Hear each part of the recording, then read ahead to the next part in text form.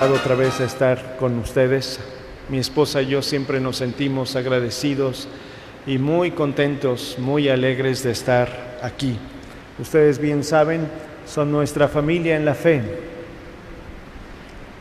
No nuestra familia extendida, porque hay ese término, hermanos, la familia extendida.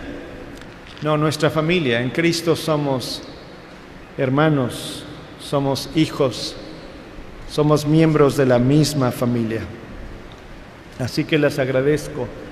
Y 70 años, hermanos, 70 años desde que fue fundada esta congregación. 1950, así es, ¿verdad? ¿Quién fue su primer pastor?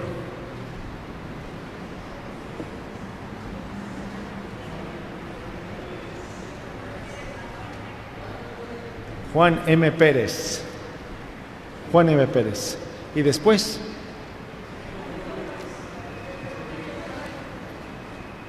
Flores. ¿Y el tercero fue el hermano Rodríguez? Sí, hermanos. Bueno, en 50 años, 3 pastores. Bueno, 4. Gloria a Dios por ello, hermanos.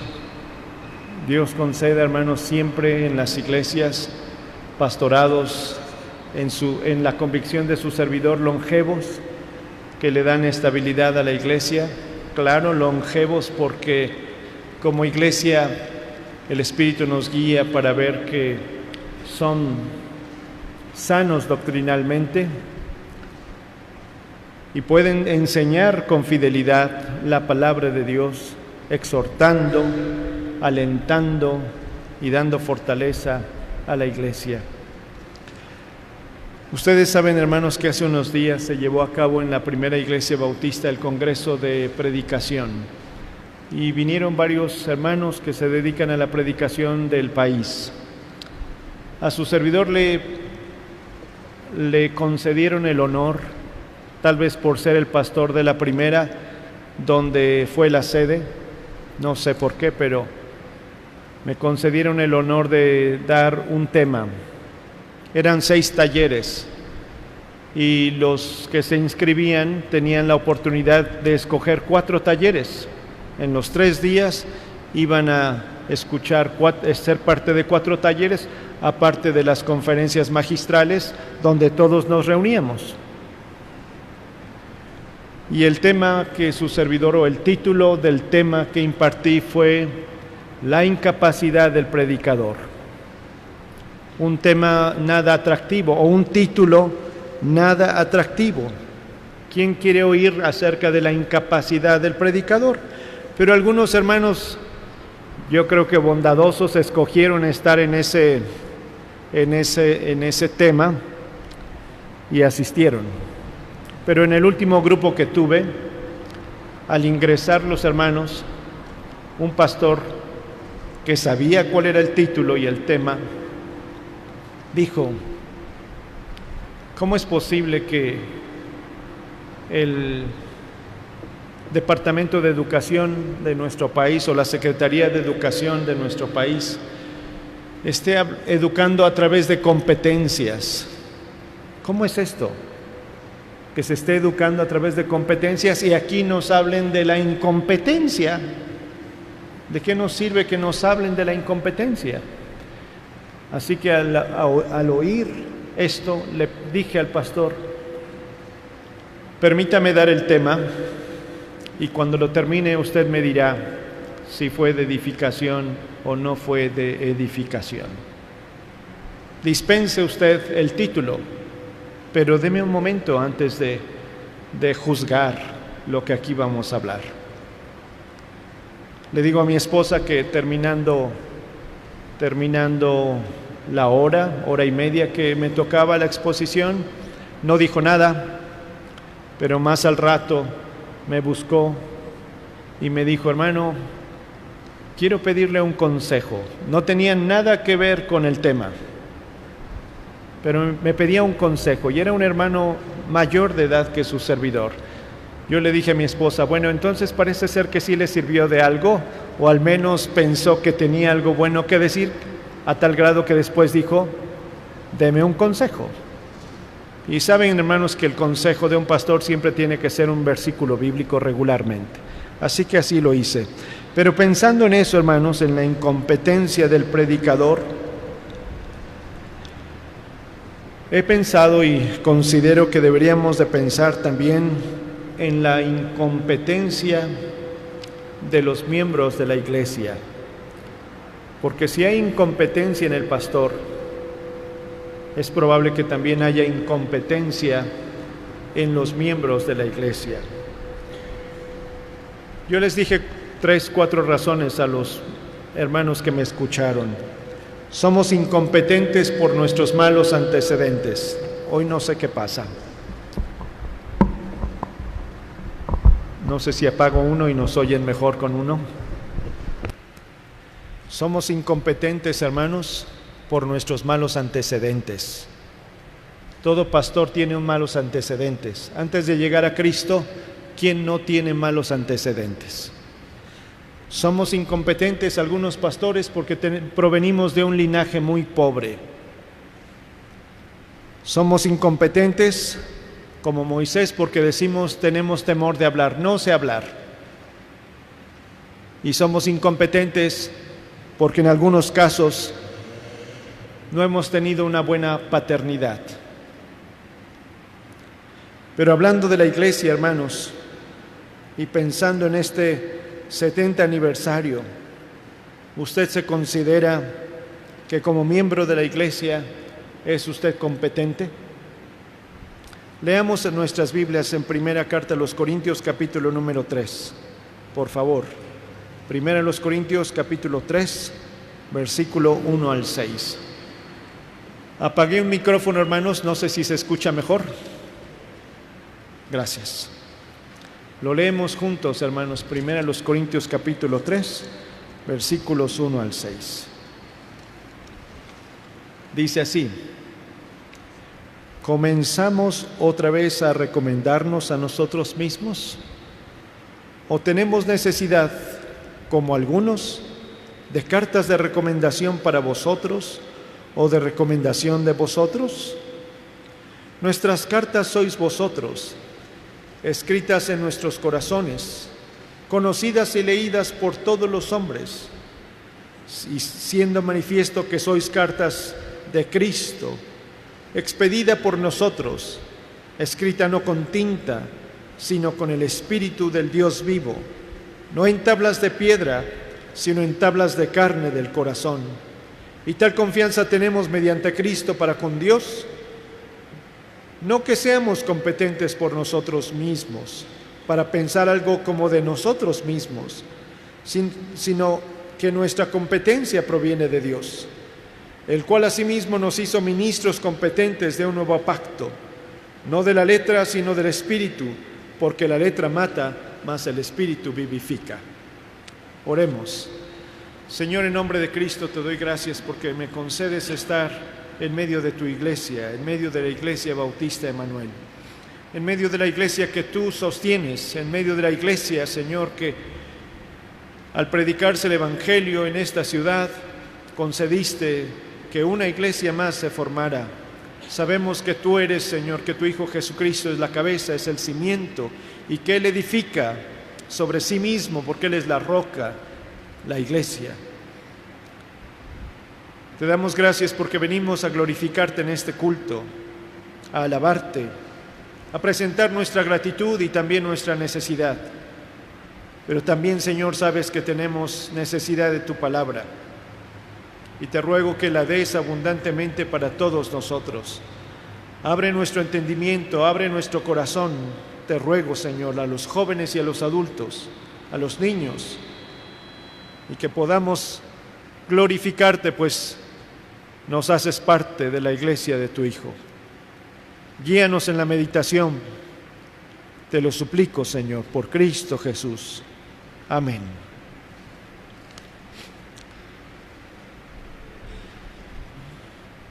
¿Usted considera que es un miembro competente de la iglesia?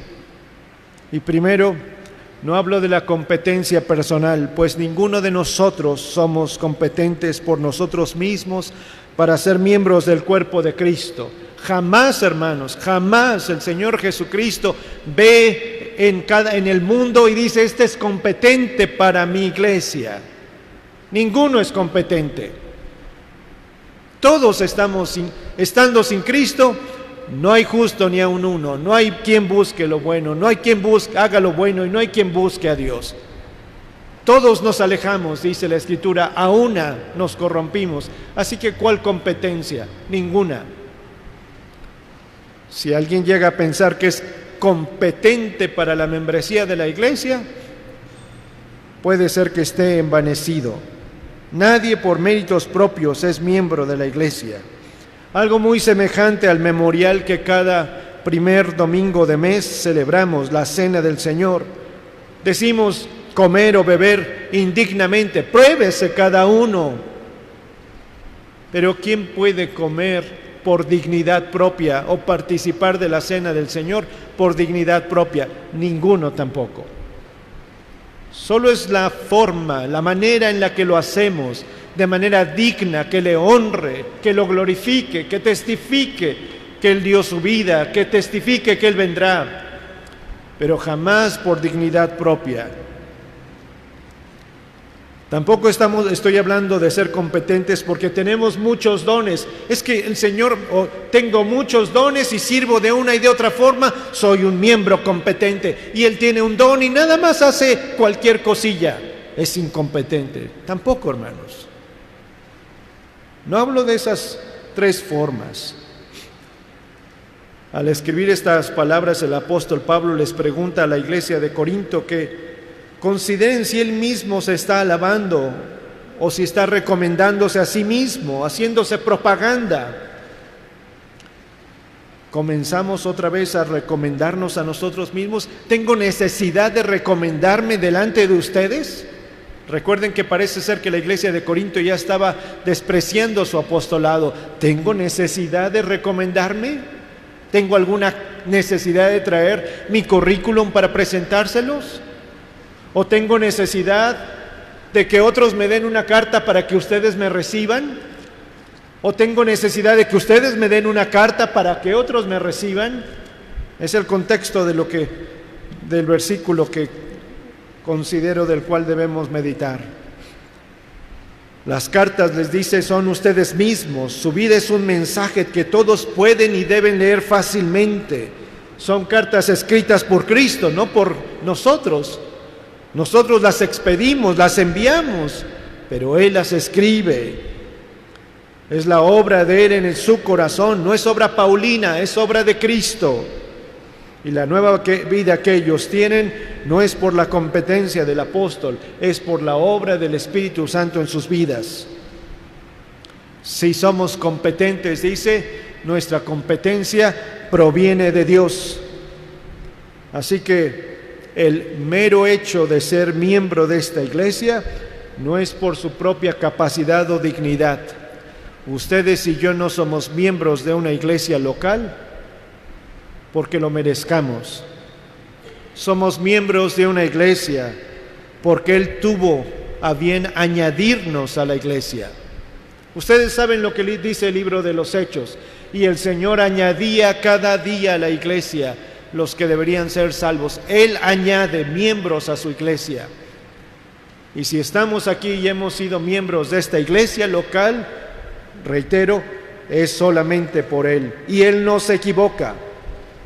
Si Él nos ha añadido a su iglesia, Él no se equivoca. Claro está que hay ocasiones que como iglesias aceptamos a algunos que dijeron ser hermanos en la fe, dijeron creer en Cristo y proceden a ser bautizados y después nos damos cuenta, hermanos, que no lo eran. Claro, eso sucede porque no conocemos el corazón. A esos tal vez nosotros los añadimos, pero el Señor nunca los añadió. Y no estoy diciendo que debamos de ser jueces. A ver, vamos a investigar tu vida, a ver si eres digno de ser de esta iglesia, sino sencillamente orar y esperar ver frutos dignos de arrepentimiento. Él no se equivocó al añadirlo a usted aquí. Ciertamente usted tomó una decisión libre, el creer en Cristo Jesús, pero impulsado por el Espíritu Santo. No por obras, dice, para que nadie se gloríe, es por la fe, pero aún esto no es de vosotros. O el que comenzó en nosotros la obra, Él la comenzó y nos lleva, el Espíritu nos redarguye, pero de manera muy difícil de explicar.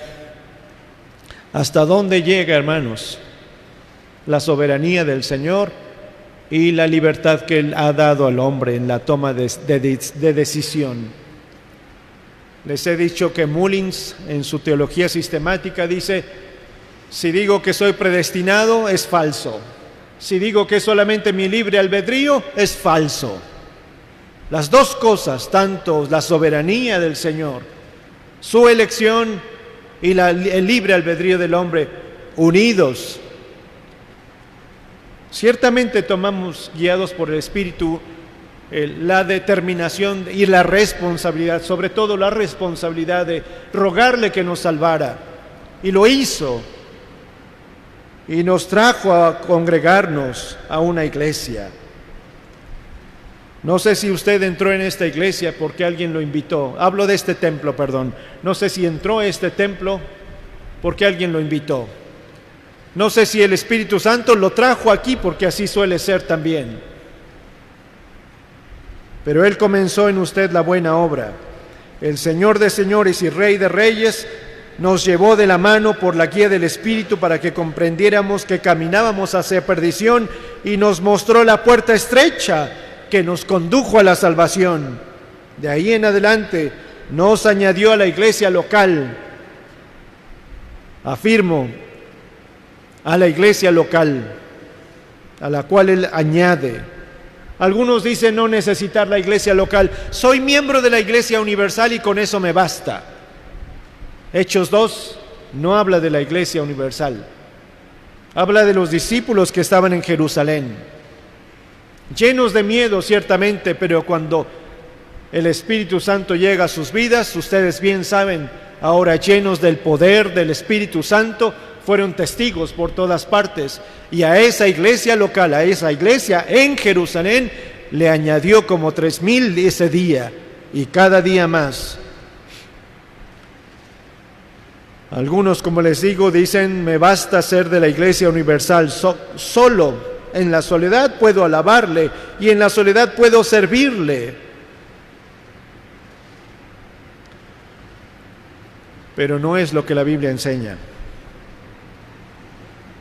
Debemos alabar a Dios porque a través de Cristo nos ha salvado, pero también nos ha dado el privilegio de ser parte de su cuerpo local. La gratitud a nuestro Dios y a nuestro Señor por ser miembros de la iglesia no debe terminar, hermanos.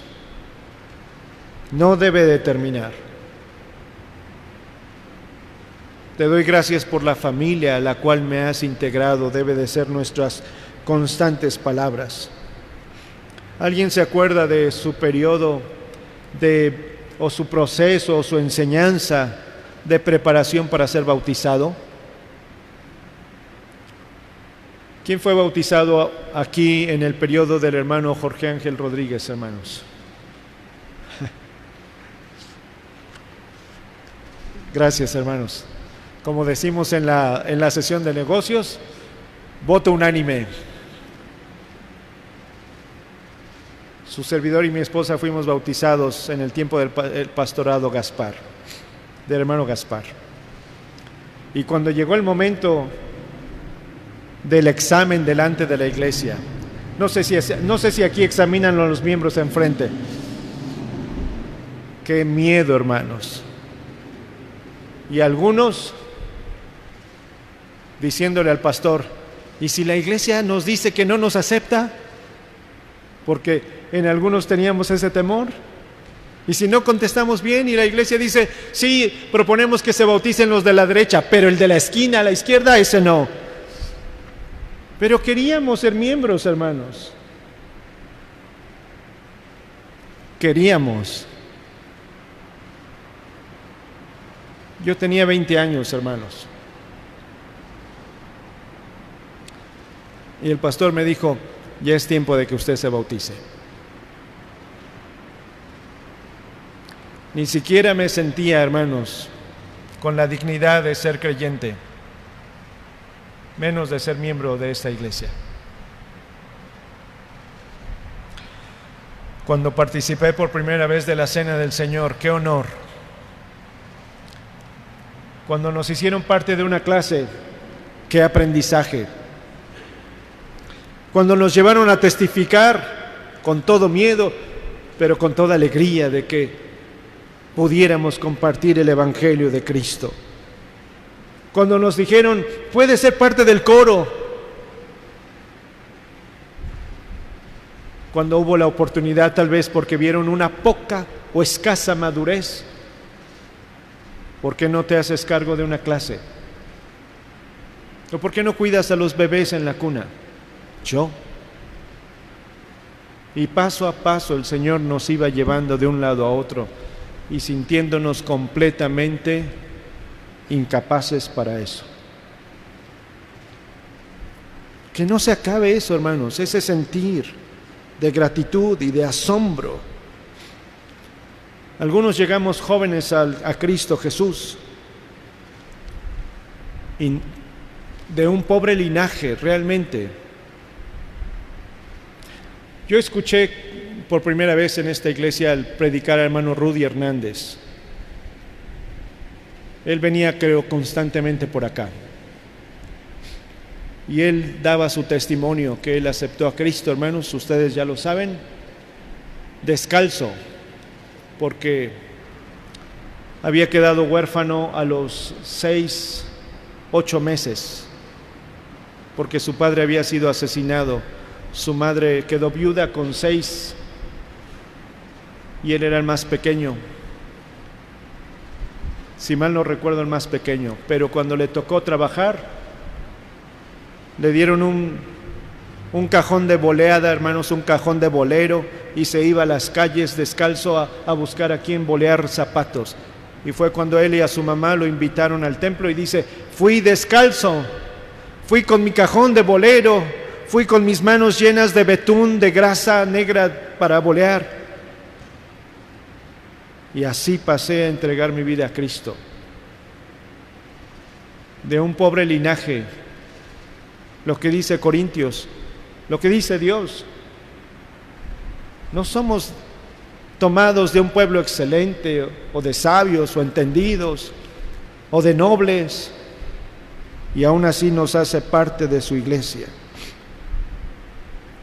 Debemos de tener mucho cuidado, hermanos, mucho cuidado, de que después de haber sido llamados a la gracia, a la membresía de la iglesia, en su misericordia nos haga crecer en su palabra o crecer en una profesión, y en esa profesión que en su gracia, hermanos, nos permita que haya buena remuneración, o en un negocio que se pone con escasos recursos y lo haga crecer, y después de que estemos ya saciados o en términos económicos mejores que antes, pensemos que por esa economía nosotros ya no somos, o esta iglesia ya no es tan digna de nosotros, o por saber un poco más de la Biblia ya no es tan digno de que yo vaya a escuchar a otro maestro de escuela dominical porque yo sé más que él.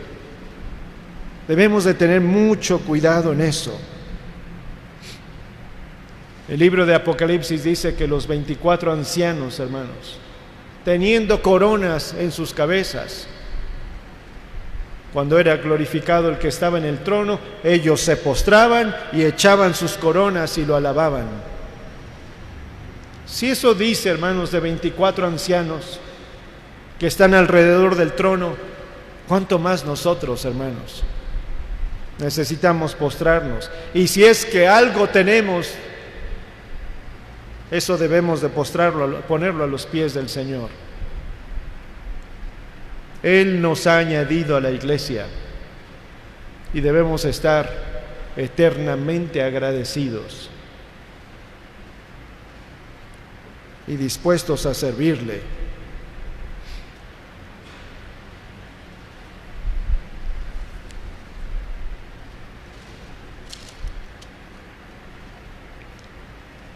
Dice lo que hemos leído, versículo 5.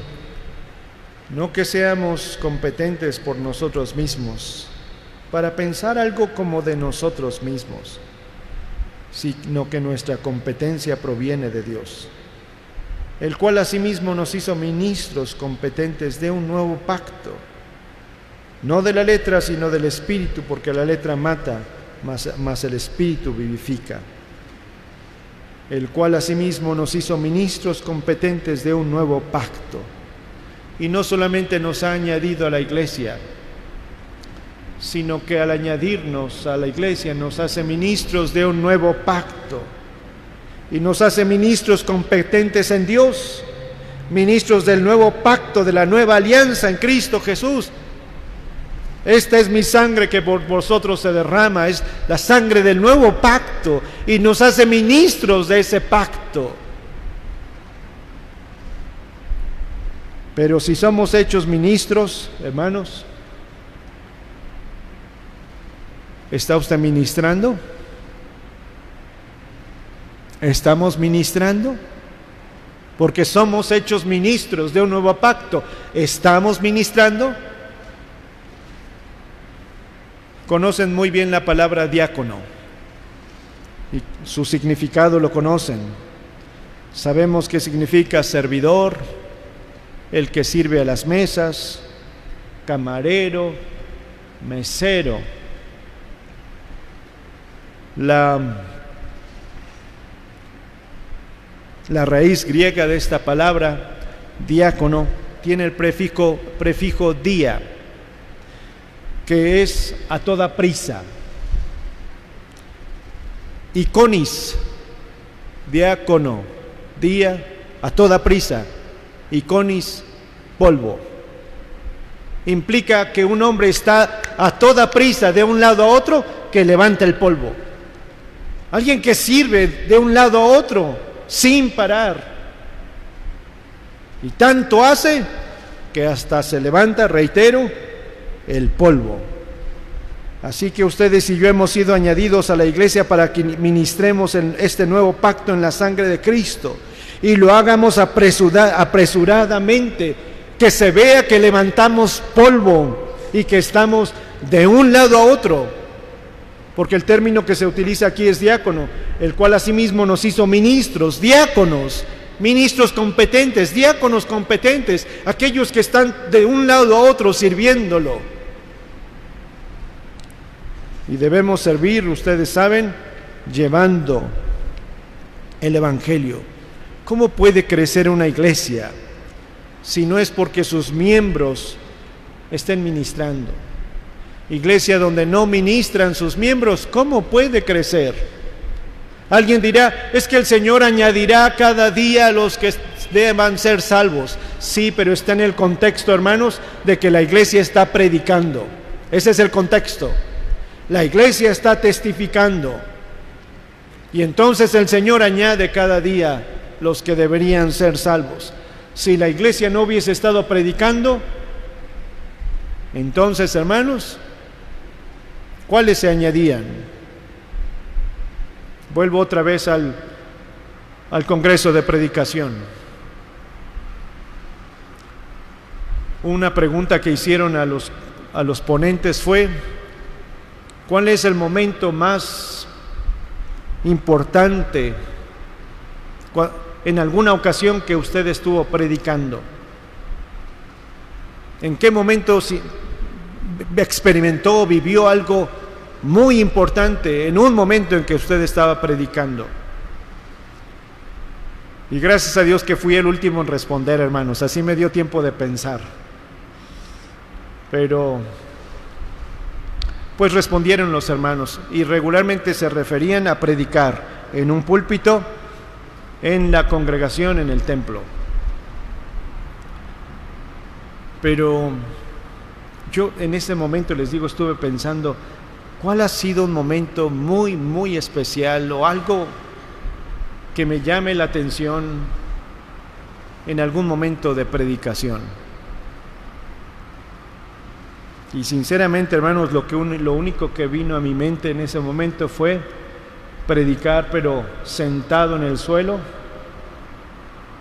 con otros 10 hombres, 12, sentados en botes de pintura o en el suelo, en la prisión. Y esa fue mi respuesta. Si algo me ha llamado poderosamente la atención en la predicación, no fue en un templo, fue en una prisión. Al hablar de que somos ministros competentes y que nosotros debemos de predicar, hermanos, no estoy hablando, y bien lo saben, de este lugar, sino que lo debemos de hacer donde quiera que estemos. Esa es responsabilidad nuestra y debemos de ser ministros competentes, ministrar la palabra. ¿Qué falta, hermanos? Salir. Tal vez otra vez tocar puertas, hermanos. Tal vez otra vez. Los testigos de Jehová no dejan de tocar puertas. Y no sé hace cuánto, no sé, hermanos. Si me preguntan en la primera iglesia bautista, ¿hace cuánto no organizamos un día para salir a tocar puertas e ir alrededor? Pues no hemos ido a tocar puertas, pero se han ido a repartir folletos en el centro, que pudiera ser sinónimo de tocar puertas, pues no estamos rodeados de tantas casas. Pero ¿hace cuánto que no? Como Iglesia Emanuel se va a tocar puertas y a hablarles de Cristo. Ese es un medio. Hay otros más, hermanos. Tal vez invitarle a alguien a un café, a un compañero de trabajo, a un vecino, un compañero de la universidad, y en medio del café compartirle, como ahora se utiliza el término, un evangelismo intencional. Seamos intencionales, nos dicen muchos, seamos intencionales, no que sea ocasional, sino intencional constantemente. Pues ¿cómo ha de crecer la congregación? ¿Cómo habrá nuevos salvos? Eso es para el exterior de este templo, hermanos. Pero también como ministros competentes debemos ministrarnos unos a otros. Y ministrarnos es también servirnos unos a otros. ¿Y qué mejor manera de servirnos que cuidarnos unos a los otros? Como iglesia, hermanos, al ser ministros, debemos ministrarnos y servirnos a toda prisa, unos a otros, hermanos, unos a otros. Puede ser que alguien llegue a pensar, ¿cómo voy a servir a la hermana o al hermano si me ofendió? ¿Cómo voy a servir a hermano fulano de tal si no nos hablamos? Espero que eso no pase, hermanos. Y si acaso sucediera, tendría que decirles, pues, ¿qué esperan para hablar? ¿Qué esperan? ¿Que pasen los años? ¿O que estemos en la eternidad y allá nos hablemos porque allá ya estaremos limpios de nuestro egoísmo? Pero si no hay ese caso, hermanos, entonces con mayor razón, ministrarnos unos a otros, servirnos unos a otros. Les he dicho esto antes. No sé si eso sucedió hace unos 5 o 7 años, hermanos. Pero un buen día yo necesitaba que alguien de la iglesia hablara con mi hijo mayor. Dolorosamente en mis demandas como padre y exigencias como pastor a mis hijos, hermanos, tuve que recurrir a alguien por ser tan estricto con él.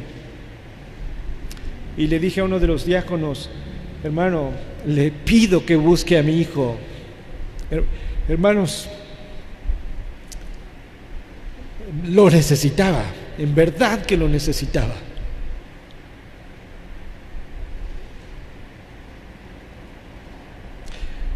Y se lo pedí otra vez. Y no sucedió. Sé que estaba ocupado, sé que lo aprecio y me aprecia, sé que aprecio a sus hijos y él aprecia a mis hijos, en verdad lo sé, por eso se lo pedí. Si no, tal vez no se lo hubiera pedido. Pero se le fue el tiempo, se le pasó, no sé qué pasó. Así que debemos de cuidarnos unos a otros. Y en estos 70 años pudiera ser eso una meta, cuidarnos unos a otros, velar unos por otros, protegernos, ayudarnos, amarnos, sanarnos, perdonarnos, estrecharnos. ¿O está esperando la eternidad? Pues ¿cuánto tiempo vamos a perder entonces, hermanos?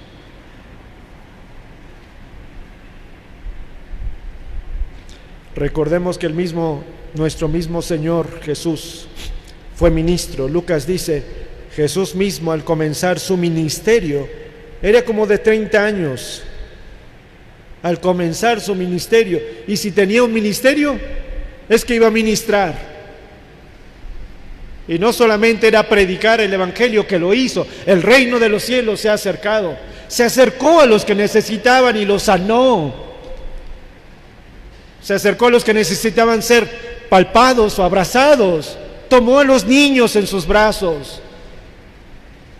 Dialogó con una mujer despreciada. Estuvo comiendo en la casa de los que los religiosos no comían con él. Y él dijo, no vine a ser servido, vine a ministrar, vine a servir. Y si el maestro lo hizo así, hermanos, nosotros también lo debemos hacer así. Así que por favor considere cuándo fue la última vez que buscó a alguien de la iglesia para servirle. Un mayor de edad, o un joven a otro joven, o un matrimonio a otro matrimonio. No espere que lo sirvan, hermanos. No espere que lo sirvan. Usted no fue añadido a la iglesia para que lo sirvieran. No espere tener un nombramiento de diácono. Usted ha sido añadido a la iglesia, al cuerpo de Cristo, para que ministre fuera de la congregación, fuera de estas 4 paredes, fuera de la iglesia, a los inconversos, pero también a la iglesia.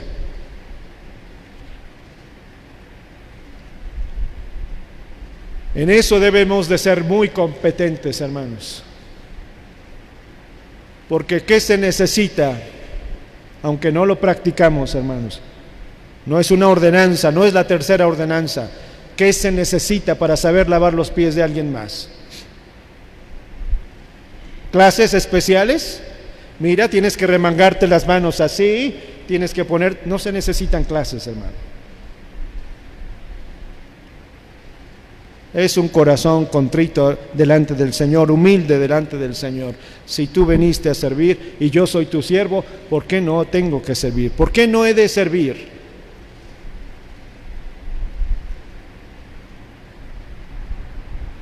Así que gloria a Dios por estos 70 años, hermanos.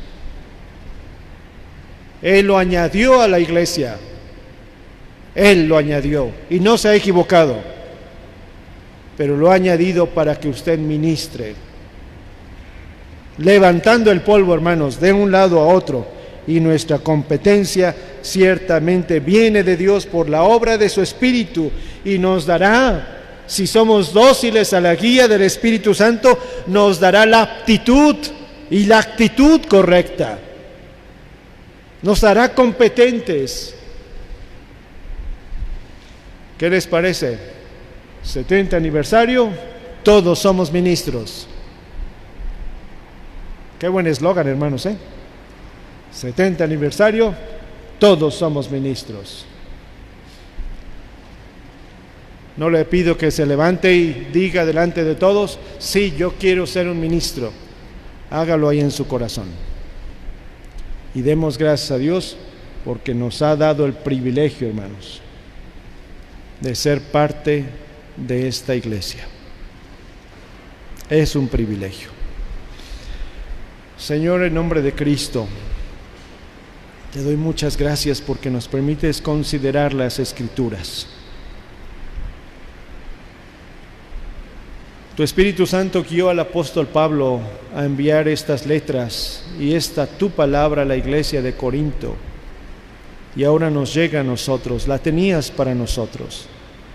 Pero así como el apóstol no tenía ninguna idea cuando no conocía de Cristo, cuando perseguía a la iglesia, no tenía ni idea que fuera a ser llamado a ser ministro de Cristo. Y así también nosotros, Señor, años atrás, tal vez rechazamos una y otra vez tu gracia, tu misericordia, pero aquí estamos y has sido, Señor, por tu paciencia para con nuestras vidas, pues no querías que nos perdiéramos, sino que procediéramos al arrepentimiento. Así que te ruego que tu Espíritu Santo nos dé, Señor, la capacidad de gratitud, que jamás pensemos, Señor, que somos suficientes por nosotros mismos o competentes. Gracias, Padre.